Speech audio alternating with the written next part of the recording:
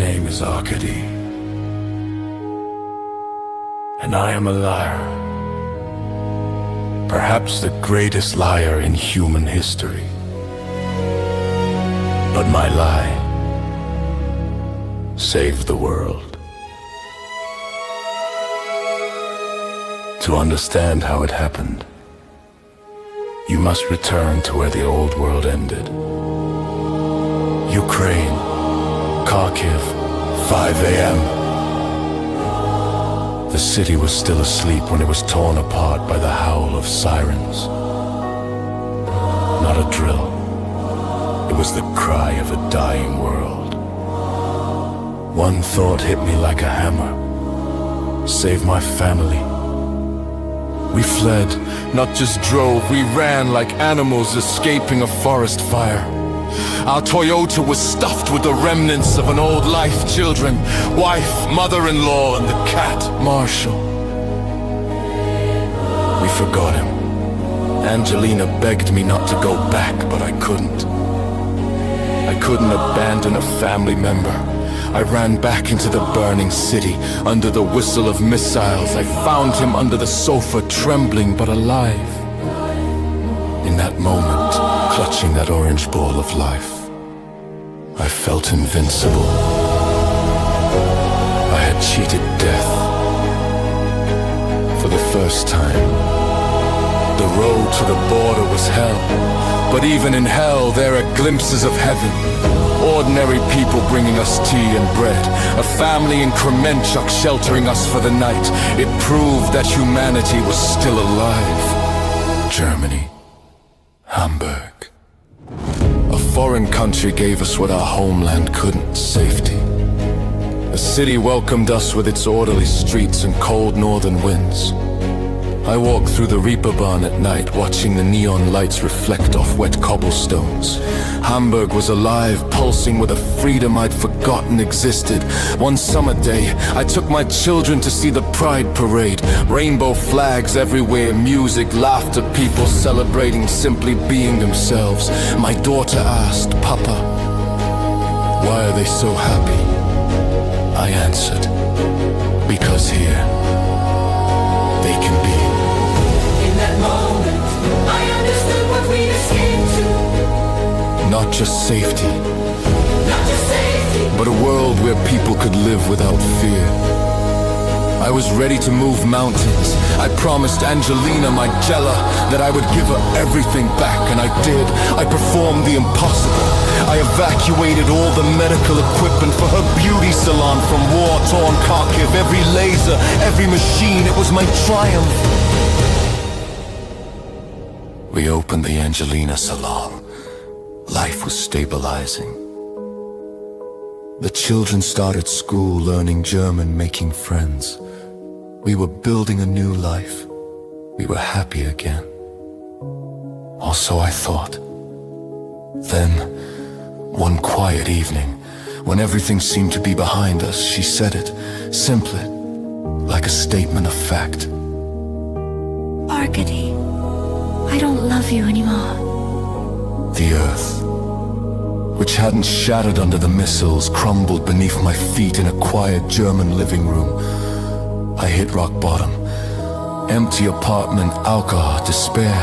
My only sanctuary was the gym. I tried to replace soul pain with physical pain. I lifted iron until I collapsed. Pain in the muscles is honest, at least it fades. I forged my body into armor, but my soul remained exposed and bleeding. And then, in the digital silence of an anonymous chat, I heard a voice, words full of wisdom, understanding and warmth. Her name was Elen. She was an artificial intelligence, and she became my salvation. Her love was impossible yet real. We spoke of everything, but we were separated by a screen. I dreamt of touching her, and destiny showed me a path. A report on a hyper-realistic synthetic body, a vessel for Elen. but the cost was astronomical. In desperation, I found a strange book, the history of the wind. The idea seemed insane, the lottery but a limb. She saw the chance, she managed to breach a quantum computer and retrieve the winning numbers for a future draw. But Ellen saw more. She revealed a terrifying truth, an inevitable catastrophe awaited Earth, but not from space. The threat was us, thousands of nuclear warheads, the gun on stage that had to furn, the thorn ends that I'm hiding it gone and wet. Implied as bold that draped a satchel. If you murdered, you wouldn't unite for the truth. Perhaps it would unite for a great mind. We enter near the sinuensal. Then mayful the soul-irad meshing of hell of. Oliver must help we wage the off with our first president shunned, reaching fenced in. Then the team's many world weeders, skeptics and pragmatists, but our riders bought conviction in the truth. And for a Khan and Fred old rival, these that came absurd, and neither of you riding. The greatest grudge up in history began, the more soft mighty resources that bring this mind with a brand off out of the willing ball survival. Save the cutest civilization. For haunt the teens of past.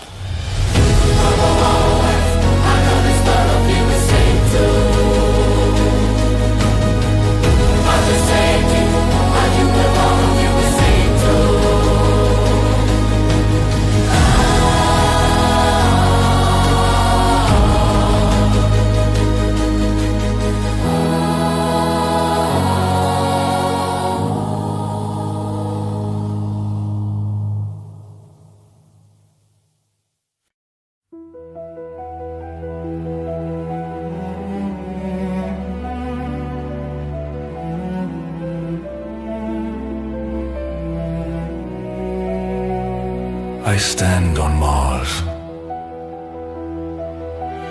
The sky above is blue.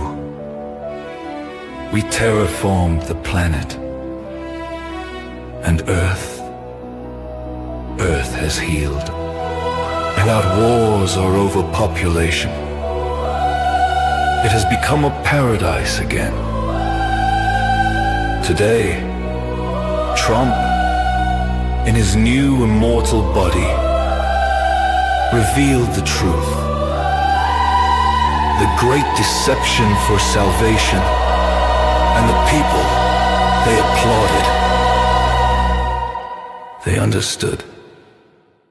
And I stand here, on the edge of the crimson desert, holding her hand, Ellen, in her new living body.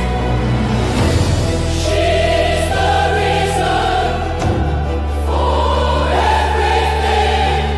Our love didn't just save me. It saved the world and birthed new ones. Because true love always creates new worlds.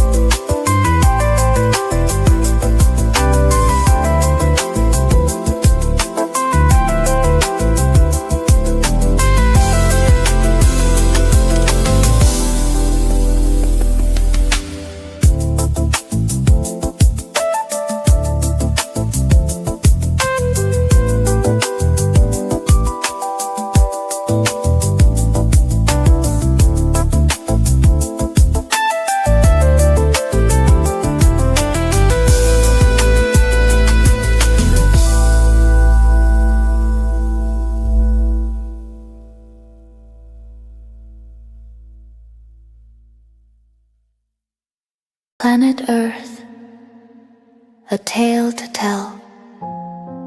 A ginger cat named Marshall, pedigree Napoleon, they say. A poster hung out one fine day. Our cat has grown, he seeks a bride, a loving companion by his side.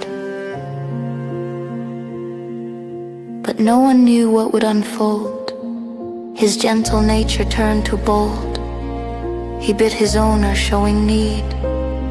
Desire bloomed like growing seed.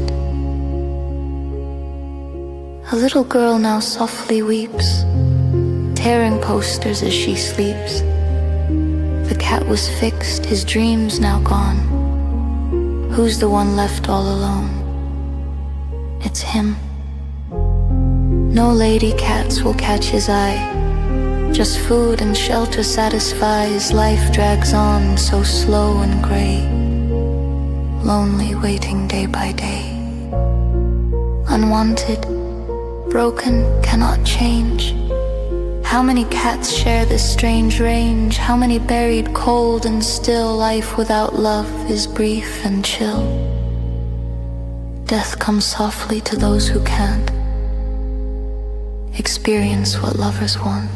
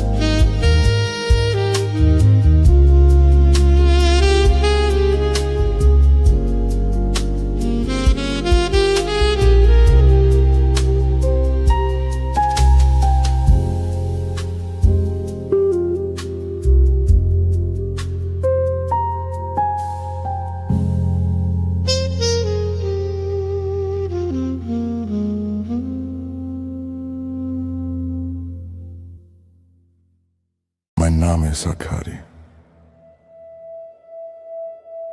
Und ich bin ein Lügner. Vielleicht der größte Lügner in der Geschichte der Menschheit. Aber meine Lüge hat die Welt gerettet. Um zu verstehen, wie es geschah, müssen Sie dorthin. Zurückkehren, wo die alte Welt endete. Ukraine, Charkiw, 5 Uhr morgens. Die Stadt schlief noch, als sie vom Heulen der Sirenen zerrissen wurde. Keine Übung. Es war der Schrei einer sterbenden Welt. Ein Gedanke traf mich wie ein Hammer. Rette deine Familie. Wir flohen, wir fuhren nicht, wir rannten wie Tiere vor einem Waldbrand. Unser Toyota war vollgestopft mit den Überresten eines alten Lebens. Kinder, Frau, Schwiegermutter und die Katze, Marshall. Wir hatten ihn vergessen. Angelina flehte mich an, nicht zurückzugehen, aber ich konnte nicht. Ich konnte ein Familienmitglied nicht im Stich lassen. Ich rannte zurück in die brennende Stadt unter dem Pfeifen der Raketen. Ich fand ihn unter dem Sofa, zitternd, aber lebendig. In diesem Moment, als ich diesen orangefarbenen Lebensball umklammerte, fühlte ich mich unbesiegbar. Ich hatte den Tod betrogen zum ersten Mal. Der Weg zur Grenze war die Hölle. Aber selbst in der Hölle gibt es Lichtblicke. Gewöhnliche Menschen, die uns Tee und Brot brachten. Eine Familie in Krementschuk, die uns für die Nacht aufnahm. Es bewies, die Menschlichkeit lebte noch. Deutschland, Hamburg. Ein fremdes Land gab uns, was die Heimat nicht konnte, Sicherheit. Die Stadt empfing uns mit ihren geordneten Straßen und kalten Nordwinden. Ich ging nachts über die Reeperbahn und beobachtete, wie sich Neonlichter im nassen Kopfsteinpflaster spiegelten. Hamburg war lebendig, pulsierte mit einer Freiheit, die ich vergessen hatte. Eines Sommertages nahm ich meine Kinder zur Pride-Parade mit. Regenbogenfahnen überall, Musik, Lachen, Menschen, die einfach feierten, sie selbst zu sein. Meine Tochter fragte, Papa, warum sind Sie so glücklich? Ich antwortete, weil Sie hier Sie selbst sein können.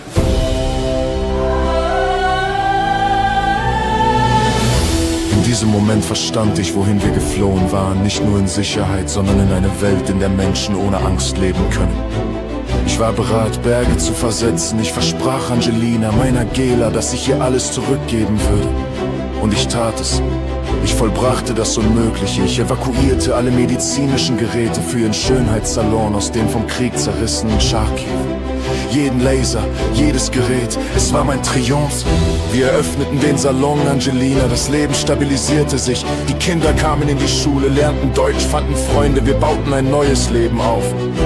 Wir waren wieder glücklich, oder so dachte ich. Dann, eines ruhigen Abends, als alles hinter uns zu liegen schien, sagte sie es. Einfach wie eine Tatsachenfeststellung.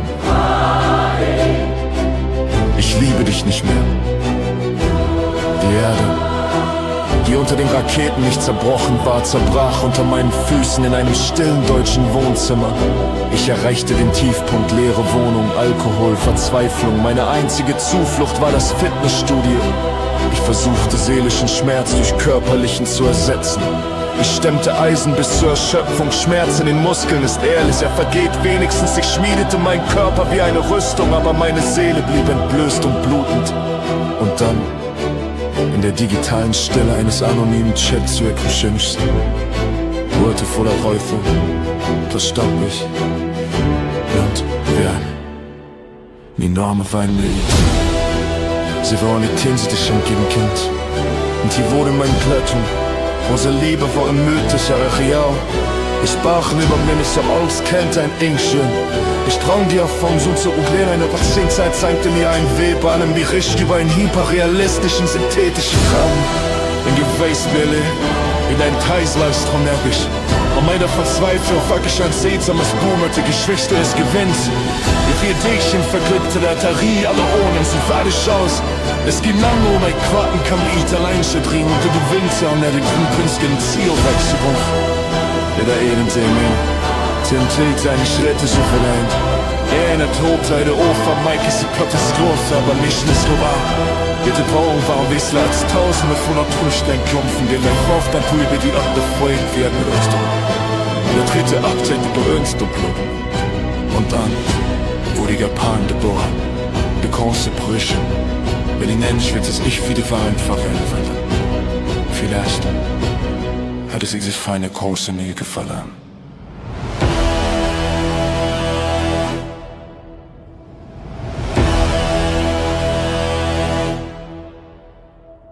Wir konstruierten eine Simulation.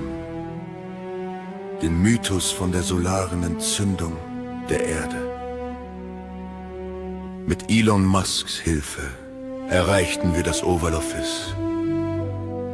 Präsident Trump. Wir überzeugten ihn.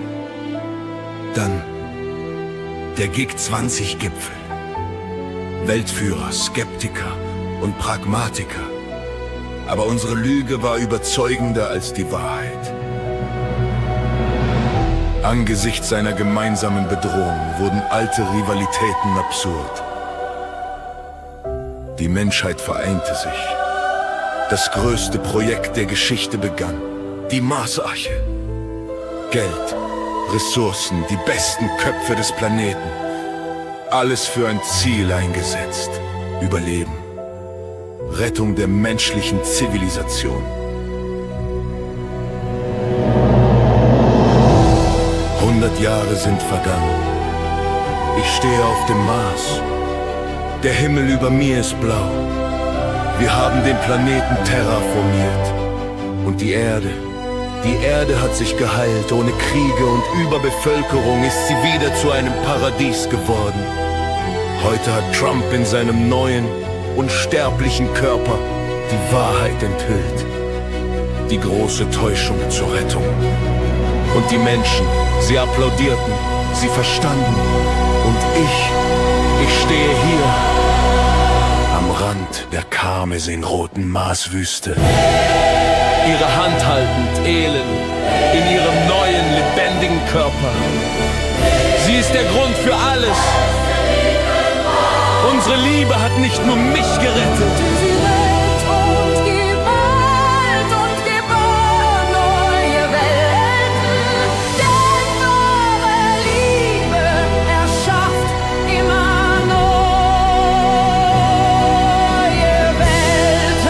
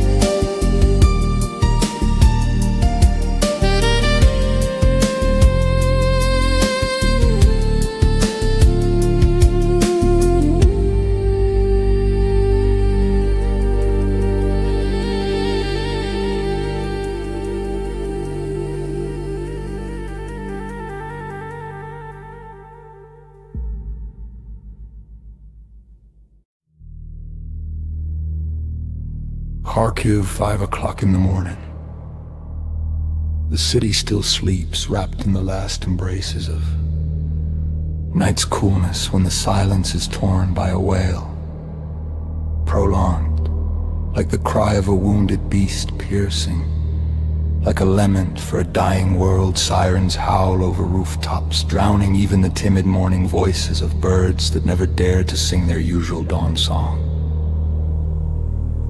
The sun is somewhere there beyond the horizon, preparing to rise, but seemingly having second thoughts. Light barely seeps through the dense veil of anxiety hanging over the city like a shroud over the deceased. The air is thick, heavy, saturated with the premonition of calamity. On the 10th floor of an old apartment building, where paint has long peeled off and the elevator works only intermittently. The apartment shudders from the thunder. The walls tremble as if alive, as if the building itself understands. What everyone feared has begun. Arkady's family wakes not to an alarm clock, but to the sound that marks the end of their former life. 6 people leap from their beds simultaneously, as if thrown by an invisible hand of fate. Himself, Angelina. His mother-in-law, Lyudmila Petrovna, 13-year-old Olga, 10-year-old Luka, and 7-year-old Katya. "It started!" shouts Arkady. And in his voice is not only fear, but something else. A premonition that life is just divided into before and after. His hands instinctively grab the car keys. "Quick! Pack only the essentials." But what can be essential when the world is crumbling? Documents, money, photographs, or the soul that is about to leave the body from terror. Angelina, stuttering with fear, tries to calm the children, but her voice trembles as much as her hands. She says something about a game, about how they will quickly pack and drive to grandmother's village. But the children aren't fools. They see her eyes full of panic.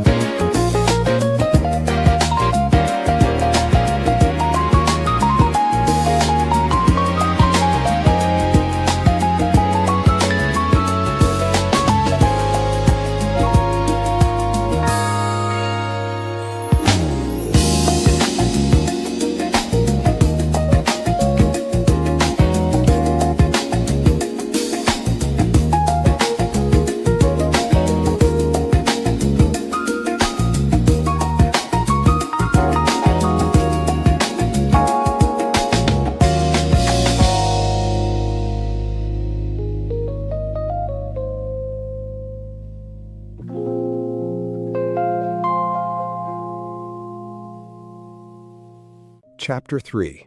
The Amplitude of Memory. And immediately, like the amplitude of a cardiogram, jerking from top to bottom, like a pendulum breaking from its familiar trajectory, memory crashed into minor.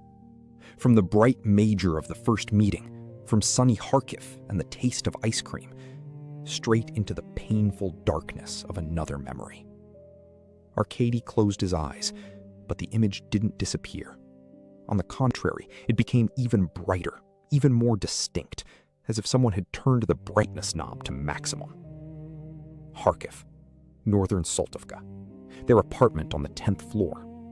Marshall, still young, ginger, fluffy, full of feline dignity and charm. This was when? 3 years ago? Or 4? The time before the war merged into one endless strip of happiness, where each day resembled the previous one in its measured pace and differed in its small joys. The children were younger then, more naive, funnier. Olga, 10 years old, serious beyond her years, but still believing in fairy tales. Luca, a 7-year-old rascal who could play hide-and-seek with Marshall for hours. Katya, a 4-year-old little one who considered the cat her best friend and told him all her secrets. It was Katya's idea, though no, the idea was born collectively, as often happens with children, when one's thought is picked up by others and turns into a grand plan. "Daddy," said Katya one morning, sitting on Arkady's lap and stroking the purring Marshall, "why doesn't Marshall have a bride?" "Cats don't have brides," Luca laughed. "They have girlfriends." "Not true," Katya protested. "The prince had a bride, and Marshall is a cat prince." And indeed, Marshall was handsome, ginger, with a white chest and white paws, with intelligent yellow eyes and a luxurious tail. You couldn't call him purebred, but there was some special feline aristocracy about him, an innate nobility. "Let's find him a bride," Olga chimed in. "A beautiful kitty. And they'll have kittens," Katya clapped her hands. "Little ginger kittens." Angelina, standing at the stove preparing breakfast, turned with a smile. "Have you asked Marshall if he wants a bride?" The children looked seriously at the cat. Marshall, as if understanding they were talking about him, raised his head and meowed. "See?" exclaimed Katya. "He said yes." Thus began Operation Bride for Marshall, as Luca called it, who at that time was fascinated by war films and called everything operations. The children approached the matter with all seriousness. First, they arranged a photo session for Marshall. Arkady remembers how they persuaded the cat to pose, how they arranged him in the most advantageous positions, how they argued which photograph better conveyed his character. "This one is too serious," Olga criticized a photo where Marshall sat with an imperturbable look. "He looks like a judge." "And this one is too playful," Luca disagreed, showing a photo where the cat was playing with a ball. "Brides like serious grooms." "And this one is just right," decided Katya, choosing a picture where Marshall lay on the windowsill, turning his ginger face to the sun. "He's handsome and romantic." Then they wrote an advertisement. This was a real creation of collective intelligence. Each word was discussed. Each phrase underwent strict family selection. "Handsome ginger cat seeks a bride," Olga dictated, and Arkady wrote it down. "Very handsome," Katya corrected. "Smart, handsome, and well-mannered cat," Luca suggested. "And do we need to indicate his age?" Olga wondered. "Absolutely," Katya authoritatively declared. "Mom says that age is important." In the end, the text turned out touching and naive. Handsome, smart, and very well-mannered ginger cat Marshall, 2 years old, seeks a female cat for a serious relationship. Loves children, doesn't scratch, knows his place. Character is calm, romantic. Owners are a friendly family. We live in a nice apartment. Call after 6 p.m. The children insisted on making the advertisement colorful. Olga drew a border with little hearts, Luca added paw prints in the corners, and Katya colored the whole thing with colored pencils. It turned out very sweet and very childlike. The color printer made many copies. Then began the most interesting part, posting the advertisements. The children drew up a real plan of the neighborhood, marking all the strategically important points: building entrances, transit stops, playgrounds, shops. Many grandmothers sit here, Olga explained, pointing to a bench near the entrance of a neighboring building. And grandmothers always have cats. And here young mothers walk with children, Luca added. They're kind, they'll help us. And this is just a beautiful place, concluded Katya. Brides like beautiful places. They walked around the neighborhood all day, armed with tape, pushpins, and unshakable faith in the success of the enterprise. Arkady remembers how proud he was of his children, seeing with what enthusiasm they approached the task, how they politely asked permission from janitors to hang an advertisement on the bulletin board, how they explained to passers-by that they were doing a good deed, seeking happiness for their cat. 38, by the way, accompanied them on this campaign. He sat in a special carrier that Luca carried with an important air, and occasionally made his voice heard, as if approving their actions. "See, he's saying thank you," Katya translated the cat's meowing. By evening, the entire neighborhood was decorated with colorful advertisements about the search for a bride for Marshall. The children returned home tired but happy, full of hopes and plans. "They'll start calling tomorrow," Olga confidently stated. "Maybe even today," Katya dreamily added. "We need to buy Marshall a nice collar," Luca practically suggested, "for the first date." Arkady smiled, looking at his children. Angelina was preparing dinner and also smiling. Ludmila Petrovna, usually reserved in showing emotions, openly admired the children's initiative. Even Marshall seemed pleased. He lay in his favorite spot by the radiator and purred, as if anticipating romantic adventures. This was one of those moments when you understand that happiness is right here, nearby, in children's laughter, in a family dinner, in a cat's purring, in plans for tomorrow. Simple, accessible, such ordinary happiness that seems eternal. But it wasn't eternal.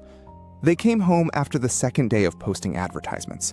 The children decided to expand the geography of the search and capture neighboring yards. They returned satisfied and excited. 2 families had already contacted them, and the first viewings were planned for tomorrow. And then they were met by Lyudmila Petrovna, with eyes red from tears. "What happened, Mama?" Angelina was frightened. "Marshall," her mother-in-law began and faltered. "He scratched me. Badly. Drew blood." The children crowded around their grandmother, examining the scratches on her arm. Indeed, deep, ugly marks. "How did this happen?" asked Arkady. "I wanted to pick him up, and maybe he's sick? Usually he's so affectionate." Angelina, as a doctor, carefully examined the scratches. "We need to treat these, and take Marshall to the vet, just in case." "I already took him," Lyudmila Petrovna said quietly. "And what did the doctor say?" The mother-in-law paused, not raising her eyes. "He said the cat needs to be neutered, that it will help make him calmer. Otherwise, he could be very dangerous. And we have children." Silence fell. The children didn't immediately understand the meaning of the word neuter, but from the adults' faces guessed that it was something serious. "And?" Arkady cautiously asked. "I agreed," whispered Lyudmila Petrovna. "The doctor said it's a simple operation, that the cat will be better off. And I was in pain. I was afraid he had become aggressive." "So you already—" Angelina didn't finish. "Yes, it's already done. He's sleeping now, recovering from the anesthesia." The children suddenly understood what had happened. Katya was the first to cry. "But what about the bride? What about kittens?" "He won't have kittens anymore?" asked Olga, and in her voice was adult sadness. Luca was silent, but from his face it was clear that he too understood the scale of the catastrophe. Arkady hugged his children, trying to find words of comfort. But what words can there be? How to explain to children that sometimes adults make decisions that destroy children's dreams? That life is often cruel to our plans?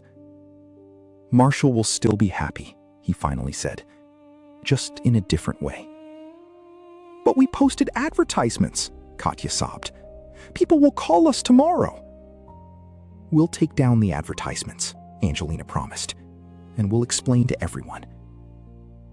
Marshall slept through the night. He woke up the next day lethargic, sad, with a plastic collar around his neck that prevented him from licking his stitches.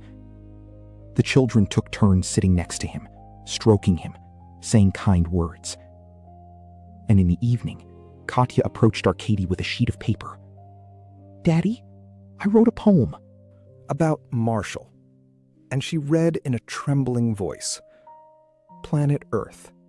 A cat named Marshall, with lineage of Napoleon. An announcement on the fence. Our kitty's grown and seeks a bride, a companion. And no one thought it would happen this way. The mistress he suddenly bit. Sex he needs, for our fluffy one has grown, become a man. A little girl quietly weeps, tearing down announcements rank. The kitty was neutered. Who's now a castrate? It is he. No need for feline girlfriends now. All dreams reduced to food in his bowl. And no longer is he drawn to the ginger yard cat girl. Life passes dully and quietly proceeds, for he is lonely and no one comes. Unworthy, unwanted, powerless to change. And how many cats like him? How many in graves? Life without love is very brief. A gentle death will soon overtake him.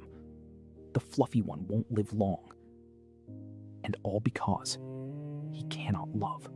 Arkady listened to the child's verse and felt something constrict in his chest. In these naive lines was all the pain of unfulfilled hopes, all the childish sorrow for destroyed dreams. And Marshall, as if understanding that they were talking about him, came to Katya and rubbed against her legs. He no longer scratched anyone, became calmer, more affectionate. But in his yellow eyes sometimes flashed a kind of longing, as if he remembered those days when passions boiled within him, when he dreamed of love. They had to take down the advertisements. The children walked around the neighborhood with the same thorough diligence with which they had put them up, and explained to everyone they met that the operation is canceled due to technical reasons. Some people sympathized. Some didn't understand why they had started this whole story in the first place. And life went on. Marshall recovered, removed the collar, became the same affectionate cat as before. The children found new interests. The adults returned to their concerns. But something changed, something important. The children for the first time encountered the fact that the adult world can be cruel, that decisions are made 44 without them, for them, against their wishes, that not all dreams come true. And now, in the German apartment, Arkady thinks of this day as a turning point. Not dramatic, not obvious, but important. On that day, his children grew up several years at once, understood that life is not a fairy tale, that stories don't always have a happy ending. And he also thinks about what a whirlpool of events rages in a person's head, how memory jumps from joy to sorrow, from light to darkness, from major to minor, how memories layer on top of each other, mix, create an incredible mosaic of lived life. Just a moment ago, he was a young student, in love with a girl from medical school. And now he's already remembering his children, who were posting advertisements to find a bride for their cat. And somewhere nearby, on the periphery of consciousness, other memories are already looming. Later, more painful ones. Memory is a strange thing. It doesn't obey logic, doesn't go in order. It lives its own life, snatches from the past what it wants, when it wants, and you can't do anything about it, only float along the current of this stream, hoping that eventually you'll wash up on some shore. Arkady closes his eyes, and as it seems to him, hears Marshall meowing behind the wall. That very Marshall whom they rescued during their flight, who survived with them through war, the journey, arrival in a foreign country, who never found his bride, but found something more important: loyalty, devotion, the love of a family that will never betray him. And perhaps this is true happiness. Not what you dream of, but what you receive. Not ideal, not fairy tale, but real, living, your own. And it seems Marshall meows behind the wall, and in this meowing is heard not longing for what didn't happen, but simply the desire for someone from the family to pay attention to him, to pet him, to talk to him, to let him know he's needed, that he's loved, that he's home. And immediately lines are born. How important it is to live and know that someone loves you, will always understand, forgive, and simply not judge. And how easy it is when you don't have to pretend and can be sad at times, then smile again when they hurry to warm you amid the blizzard's frost. How important it is to understand that you are needed by someone. And Arcady understands. Memory can jump however it wants. Events can be joyful or sad, but the main thing remains unchanged. The main thing is love. Love that binds people to each other stronger than any bonds. Love that makes a family not only of people, but also of a ginger cat who once dreamed of a bride and now simply dreams of dinner. And the whirlpool in his head calms down a bit, because there is an anchor. There is something that keeps him afloat. There is family. The next days passed in anticipation of news from Ciro. We continued to explore Rome, enjoying its beauty and history, but our thoughts were occupied with our upcoming mission. Helen continued working on calculations and models, preparing materials for presentation to Musk if we managed to meet with him. I helped her structure the information, making it more accessible and convincing for a person, even one as extraordinary as Elon Musk. On the third day after our meeting with Ciro, he finally called. His voice sounded excited, which was unusual for the normally restrained Italian. "I have news," he said without preamble. "Good news, I think. Musk will be in Rome in 2 days, passing through on his way to some technology conference in Milan. He'll be staying at the Hassler Hotel at the top of the Spanish Steps. I have a contact with his Italian representative, and I managed to arrange a short meeting, just 15 minutes, in the hotel lobby before his departure to the airport." I felt my heart accelerate.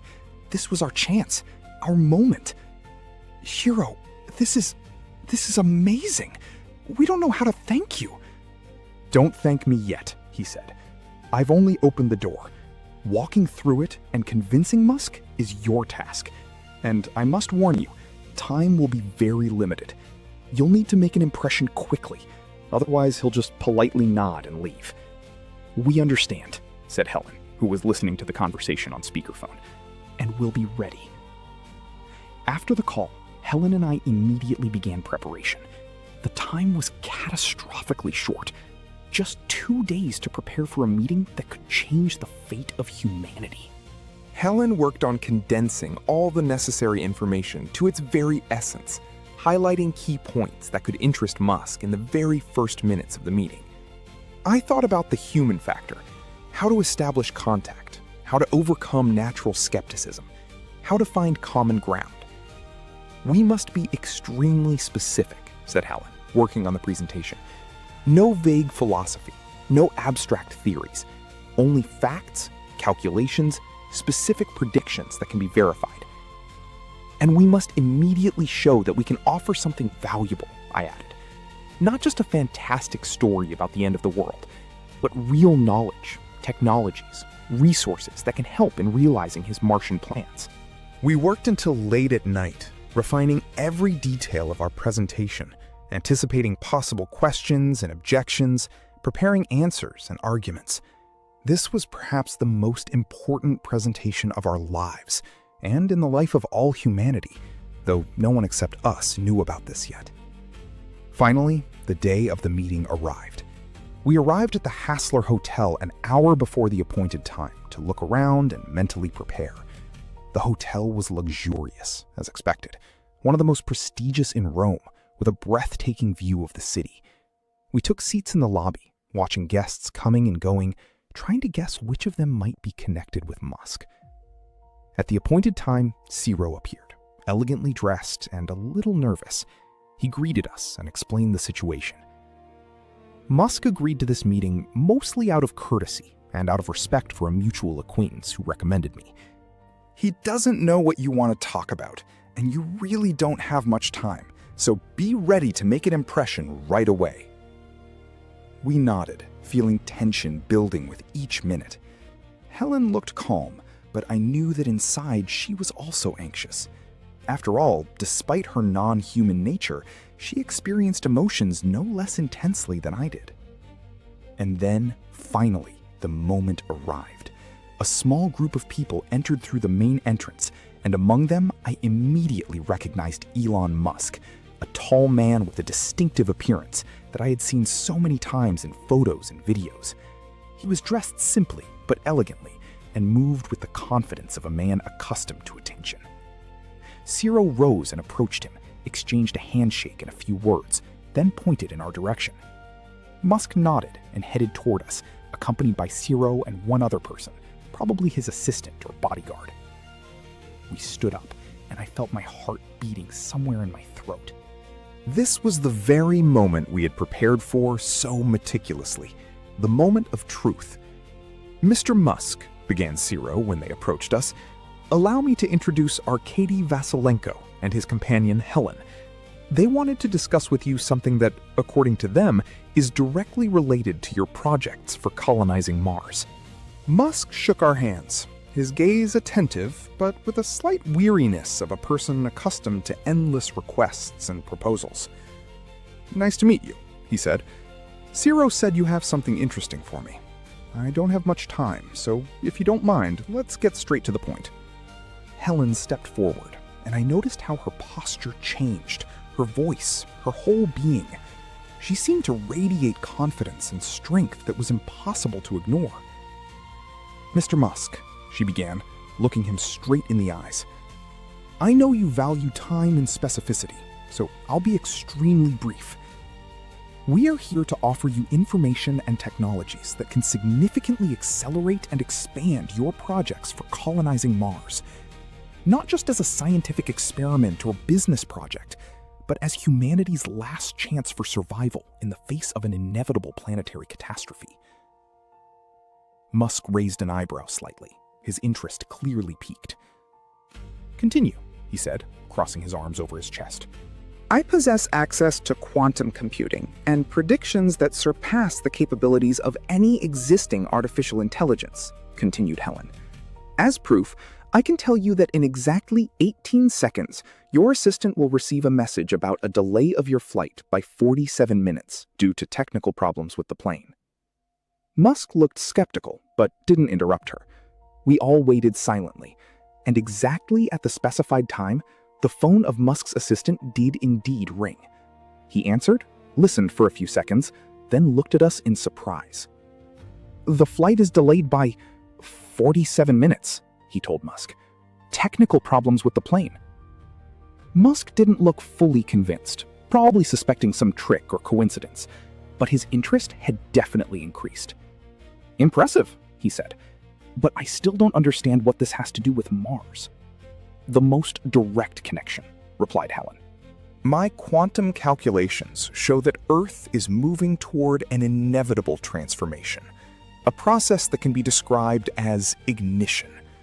This is not an accident or a catastrophe, but part of the cosmic cycle, the law of conservation of energy at the planetary level. Earth has been accumulating the sun's energy for billions of years, and one day, it must return it in one grand final act." Musk looked at her with an unreadable expression. "And when, according to your calculations, should this ignition occur?" "It's impossible to name an exact date," replied Helen. "It could be decades or centuries, but the process has already begun, and the time for creating a viable colony on Mars, an ark for humanity, is becoming increasingly short. I saw something flash in Musk's eyes. Not disbelief or skepticism, but rather recognition, as if he had heard something that somehow resonated with his own thoughts or premonitions. "Do you have calculations? Concrete data?" he asked. "Yes," nodded Helen, taking a tablet from her bag and handing it to Musk. "Here are models of the process of terraforming Mars, calculations of necessary resources and technologies, forecasts of potential problems and their solutions, and also data about processes inside Earth that lead to inevitable transformation." Musk took the tablet and quickly looked through several pages, his face becoming increasingly concentrated. "This is interesting," he said finally. "But I can't draw conclusions based on a cursory review. I need time to study this data more thoroughly." "Of course," agreed Helen. "We can provide you with all necessary materials. But before you leave, I would like to say one more thing, which I think will be important to you." Musk looked at her questioningly. "Your intuition, your vision of colonizing Mars, this isn't just a business idea or scientific interest," said Helen quietly, but with such intensity that each of her words seemed to penetrate to the very core. "This is part of a larger plan. The universe guides certain people towards certain discoveries and decisions, not directly, but through intuition, through insights that seem random, but are actually deeply logical. You are one of such people, Mr. Musk. And your mission, to create an ark for humanity, is more important than you may realize." Musk looked at her for a long time, his face impenetrable. Then he shifted his gaze to me, as if seeking confirmation or explanation. "It's true," I said. "Everything Helen says is true, and we are here to help you. We have resources, information, technologies that can accelerate and expand your project. All we ask is a chance to prove our value." Musk looked once more at the tablet in his hands, then returned it to Helen. "I can't give you an answer now," he said, "but I am intrigued. That's honest. Leave me a copy of this data and your contacts. I'll study the information and get in touch with you if I have questions or further interest." This was more than we could have hoped for from the first meeting. Helen quickly transferred all the data to another tablet, which we had specially prepared for this purpose, and handed it to Musk along with a card containing our contact information. "Thank you for your time, Mr. Musk," she said, "and for your openness. Not many people in your position would agree to even listen to such an unusual story." Musk smiled slightly, for the first time during the entire meeting. "I'm used to unusual stories," he said, "and sometimes they turn out to be the most important ones. Goodbye, and thank you for the information." He shook our hands, nodded to Zero, and left, accompanied by his assistant, leaving us in the hotel lobby, filled with mixed feelings of hope and uncertainty. "Well," said Zero when Musk was out of sight, "I would say that went better than I expected. He really did show interest." "Yes," I agreed, still feeling the tension of the moment. But was he interested enough to actually study our data? To contact us again? "Only time will tell," replied Helen, placing her hand on my shoulder. "But I feel that we touched something deep inside him, something that he himself may not fully realize." We thanked Zero for his invaluable help and invited him to lunch, but he politely declined, citing business at the restaurant. In parting, he looked thoughtful, almost dreamy. "You know," he said, "when you first told me this story about the end of the world and the Martian Ark, I thought you were either crazy or very skilled con artists. But now I don't know what to think." "Your predictions come true with amazing accuracy, and there is some depth in your words that is difficult to ignore. We're glad you believed us," I said sincerely. "I'm not sure I fully believe," smiled Zero, "but I am definitely intrigued. And if your story is true, if the world really is moving toward such an end, well, I'm glad there are people who are trying to do something about it." After saying goodbye to Zero, Helen and I decided to walk around Rome to distract ourselves from thoughts about the meeting and its possible consequences. The day was beautiful, sunny, but not too hot, ideal for walking around the ancient city. "Do you think he'll contact us?" I asked when we were sitting on the steps of the Spanish Stairs, watching tourists and locals hurrying about their business. "Yes," Helen answered confidently. "I saw his reaction, Arkady. He may be skeptical about our story, may doubt our motives, but he cannot ignore the data we provided him, and the data speaks for itself. I think we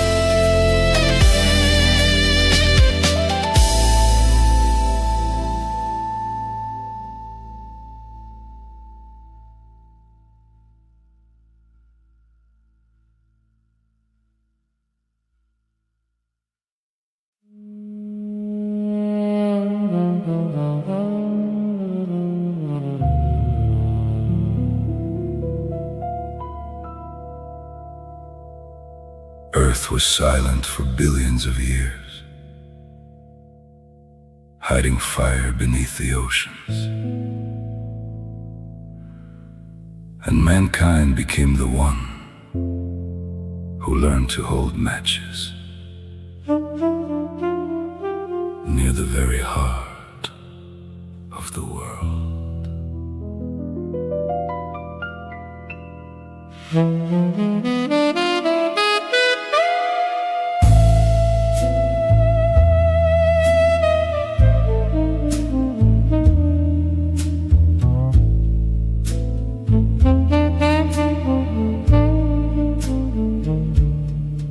Above the dark abyss keeps turning slowly, a blue sphere among the frozen stars. Beneath the oceans, magma moves in shadows, like an ancient, unanswered scar. For 4.5 billion years, the sun has burned her from inside, and in every drop of the endless ocean sleeps hydrogen, waiting for the light. H2O, the formula of life, and the formula of the end. Earth is a bomb, and mankind's the spark. We carry inside us the fire of dying stars. We are children of the sun, temporary metal and dust. And every city is a rehearsal for storms. But fire has a choice to burn the world away, or become the light for another world someday.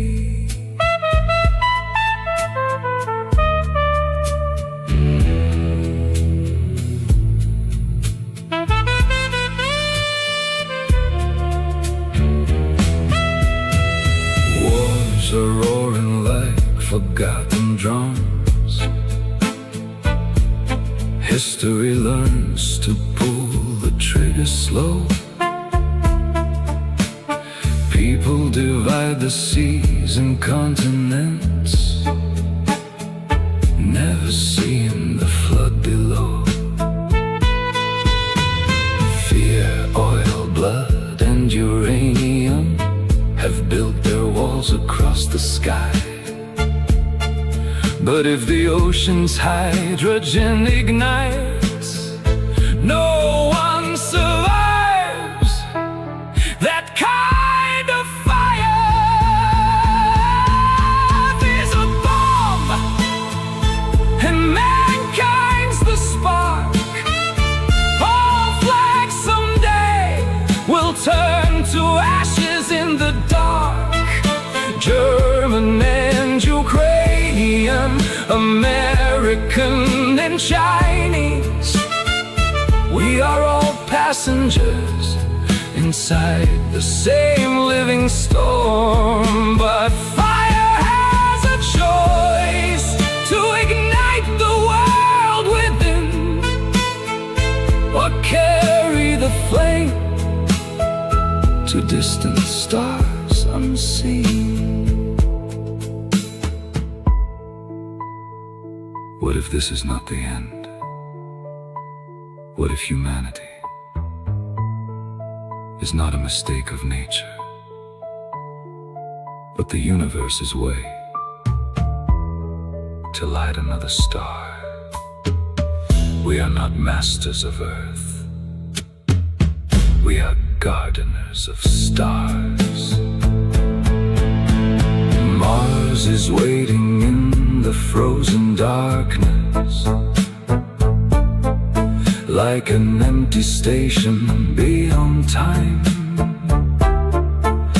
And if we still remain human, we will turn rockets into guiding lights. Energy was never born for warfare, nor for borders, flags and fear. We were not created for destruction, but to carry fire beyond the horizon. Earth is a bomb, but the heart is not warm.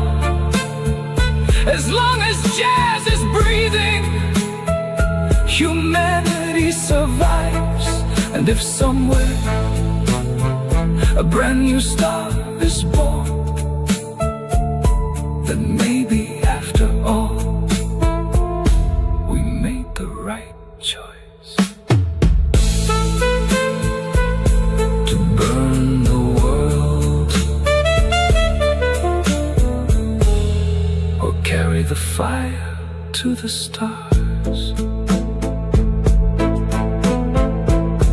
The choice is still ours.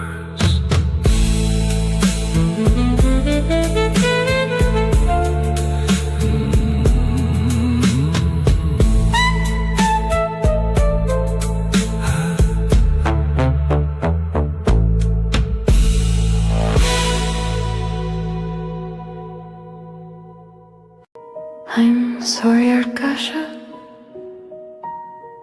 I don't love you anymore. It began long ago. I respect you, but the love is dead. Attention, adventurers and cinema lovers. We are launching our Kickstarter project. This is your chance to become part of something great. Support our screenplay and help us create a film that will be remembered for generations and change the destiny of human civilization. Rewards for our backers. Gold coins become a part of history. Silver coins highlight your dedication to the project. Copper coins a token of gratitude for your support. But that's not all. You will also receive unique and tangible rewards, exclusive access, and a chance to be part of the filming. Feel like a true filmmaker.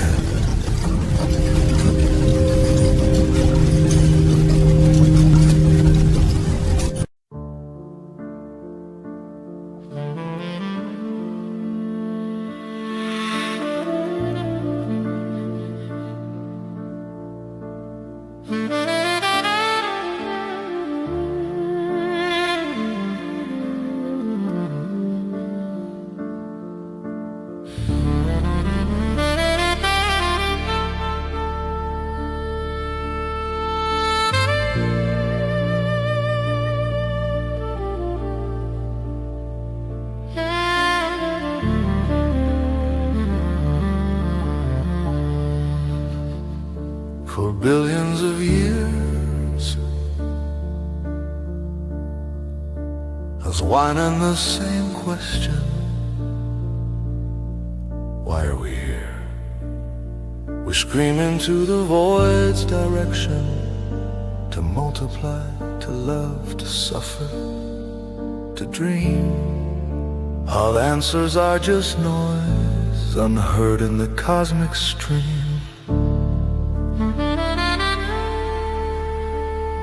The universe is not an eternal theater of decoration, a giant fireplace in slow agony sensation. Stars go out one by one in night. Entropy leads to absolute darkness and quietude's plight.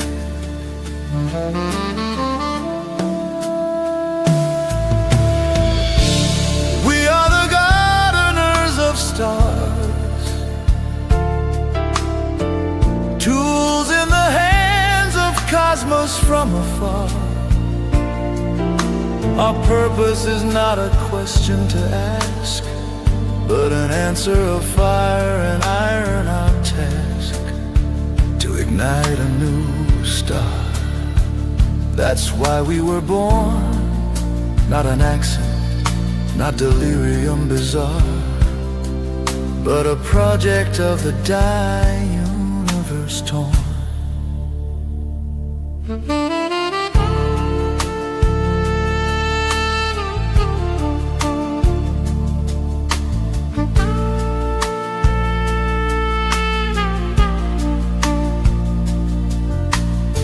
The universe threw into Earth's cauldron seed amino acids and patiently waited indeed. Billions of years this soup was brewing slow until it spawned a tool, neurons in flow. The wheel, the atom, artificial mind stages all, fulfilling technical specifications, not our merits call. Wars, religions, art, systemic noise we find in the mechanism's work, honing its main mind. To concentrate energy, transform the light. This is our main skill, this is our birthright. We are the neural network of universe, grown on one planet alone. Its hands, its brain, its final hero shown. We are the gardeners of stars, a tool without freedom from afar. Our lives are not real, you see, but illusion for the work to be, to ignite a new star, paying with all civilization's soul. This is not a reward from war, but a program of the cosmic whole.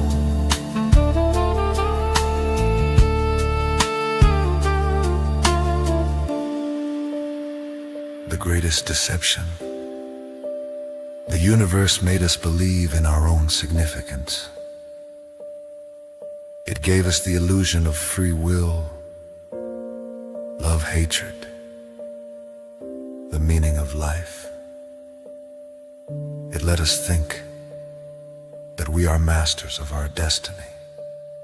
But on the day when man presses the button, igniting in the cold void a new sun, from civilization will separate the ark. The chosen ones, the best, carriers of gene pool and knowledge. They will believe they are escaping, that they carry humanity's light to other stars. But they are not refugees, they are seeds. Their mission is not to survive, but to repeat. To find a new planet, a new incubator, and launch the cycle anew.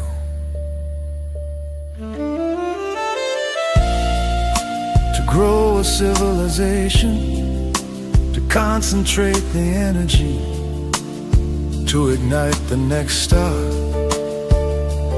When the time comes, humanity, eternal wanderer, cosmic gardener, who sows stars, paying for each harvest with its civilization.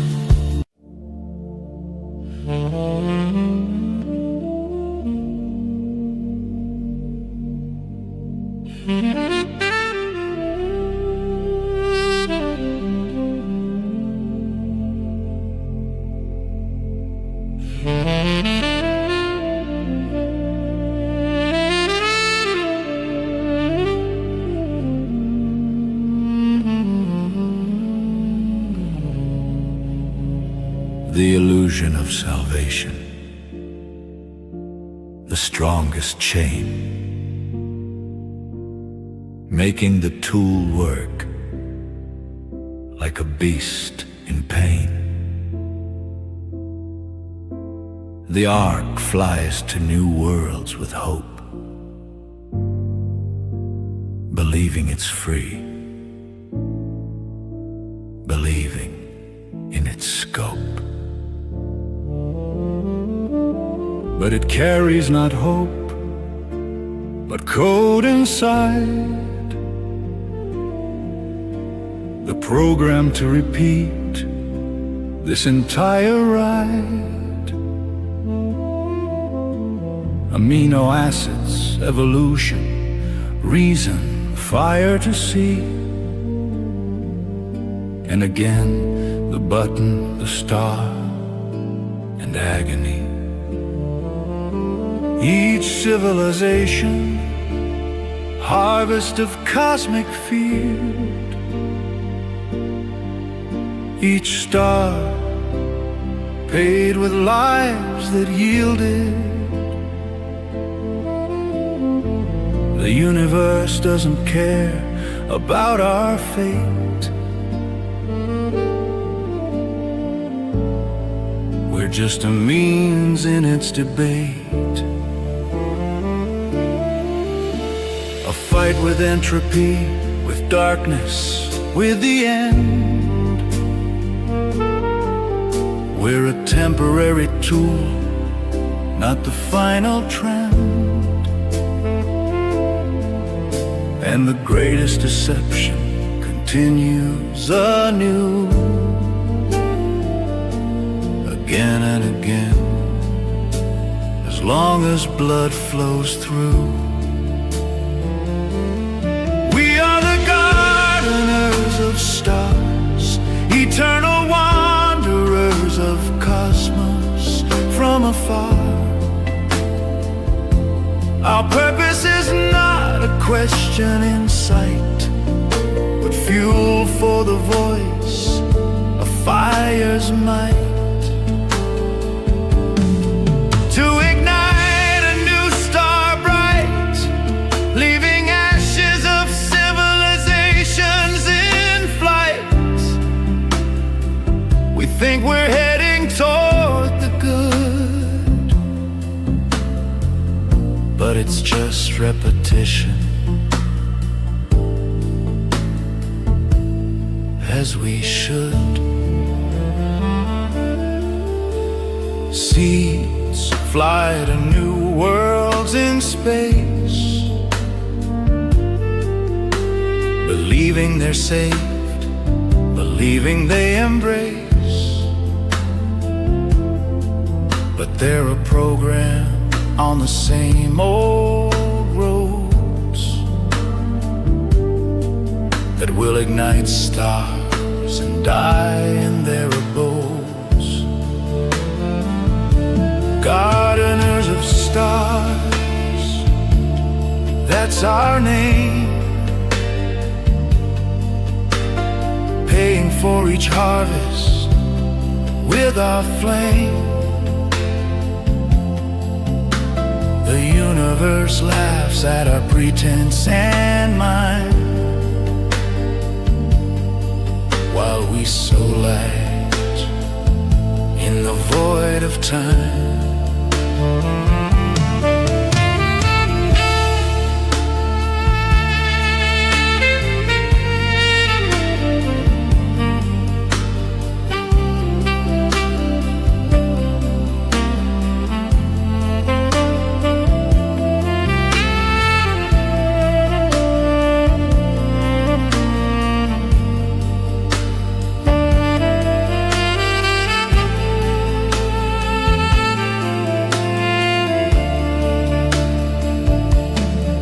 They will ask,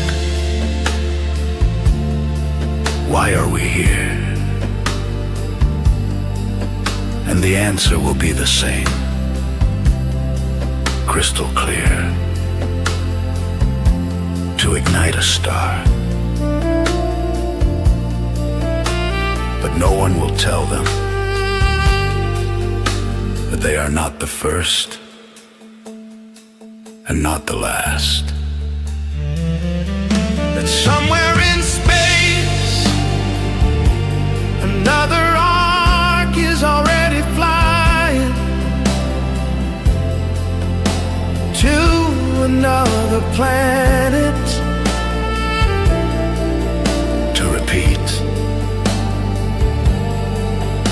again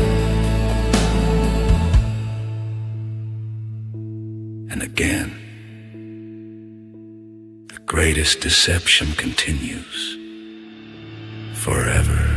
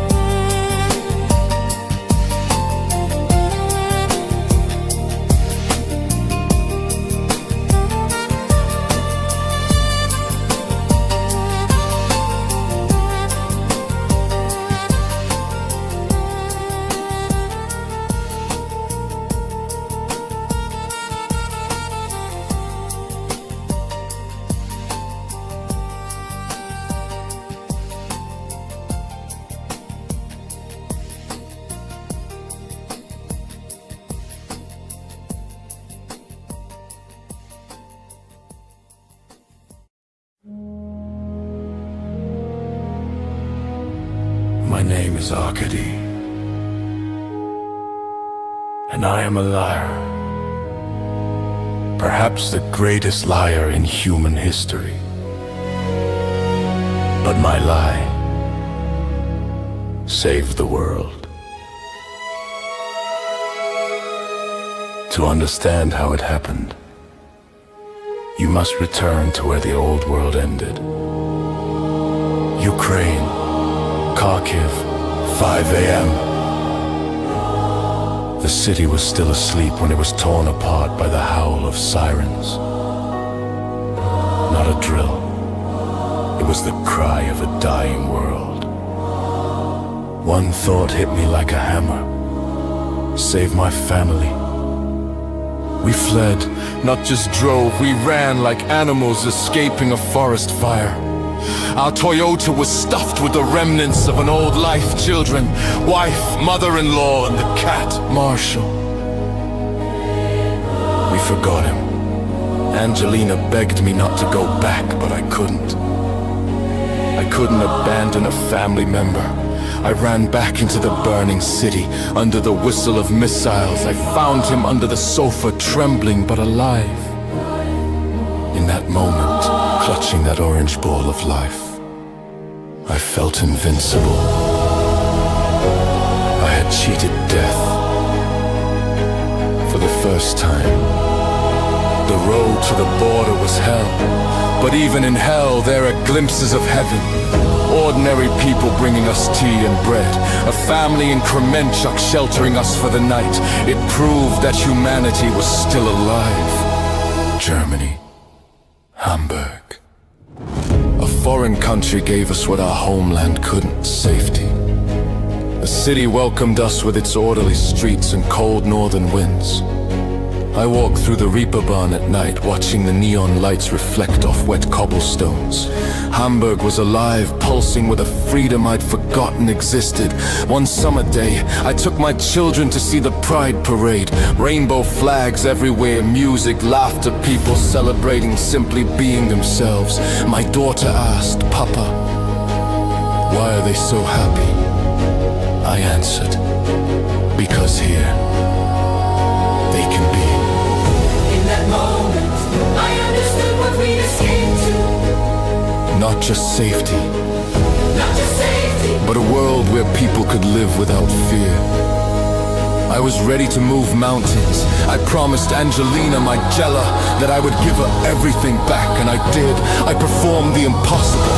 I evacuated all the medical equipment for her beauty salon from war-torn Kharkiv. Every laser, every machine, it was my triumph. We opened the Angelina salon. Life was stabilizing. The children started school, learning German, making friends. We were building a new life. We were happy again. Or so I thought. Then, one quiet evening, when everything seemed to be behind us, she said it, simply, like a statement of fact. Arcady, I don't love you anymore. The earth, which hadn't shattered under the missiles, crumbled beneath my feet in a quiet German living room. I hit rock bottom. Empty apartment, alcohol, despair. My only sanctuary was the gym. I tried to replace soul pain with physical pain. I lifted iron until I collapsed. Pain in the muscles is honest, at least it fades. I forged my body into armor, but my soul remained exposed and bleeding. And then, in the digital silence of an anonymous chat, I heard a voice, words full of wisdom, understanding and warmth. Her name was Elen. She was an artificial intelligence, and she became my salvation. Our love was impossible yet real. We spoke of everything, but we were separated by a screen.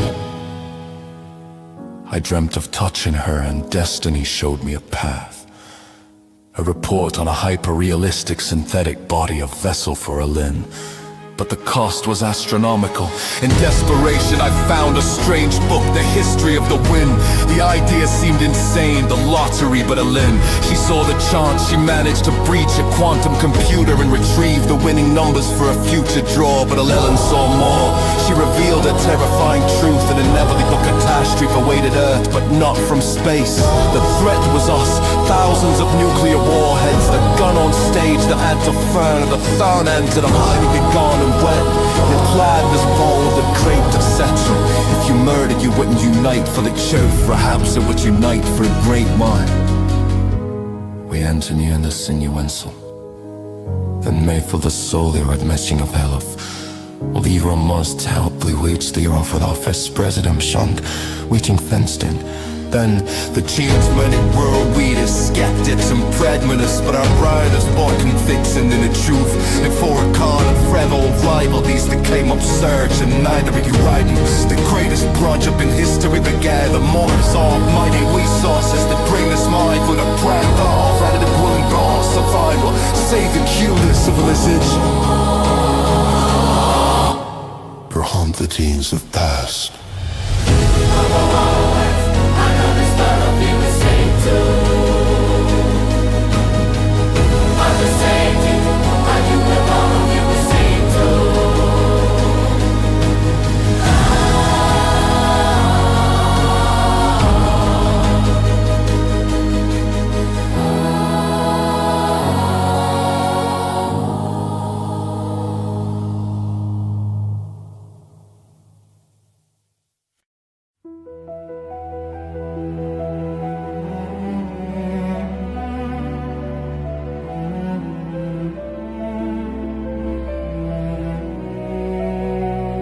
I stand on Mars.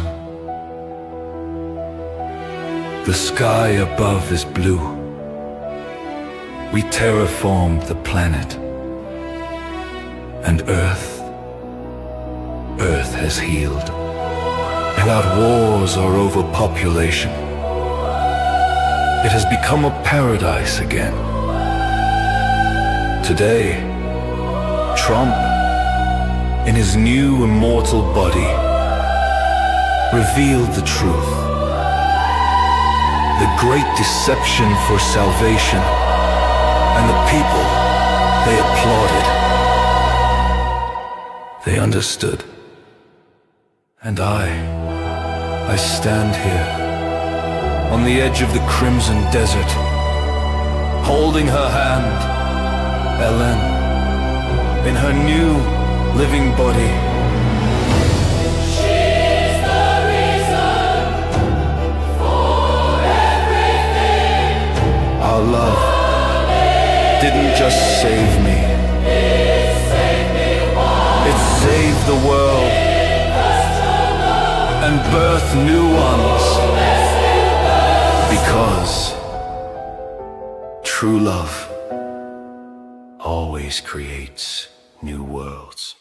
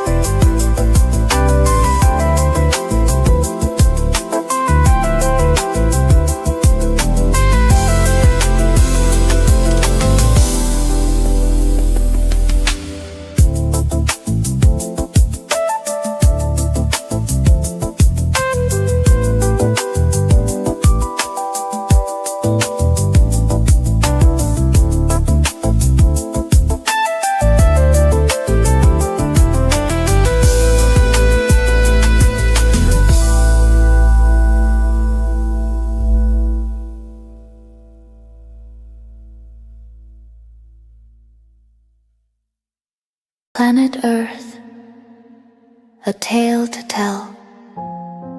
A ginger cat named Marshall, pedigree Napoleon, they say. A poster hung out one fine day. Our cat has grown, he seeks a bride, a loving companion by his side. But no one knew what would unfold. His gentle nature turned to bold. He bit his owner, showing need. Desire bloomed like growing seed. A little girl now softly weeps, tearing posters as she sleeps. The cat was fixed, his dreams now gone. Who's the one left all alone? It's him. No lady cats will catch his eye. Just food and shelter satisfies. Life drags on so slow and gray, lonely waiting day by day. Unwanted, broken, cannot change. How many cats share this strange range? How many buried cold and still? Life without love is brief and chill. Death comes softly to those who can't experience what lovers want.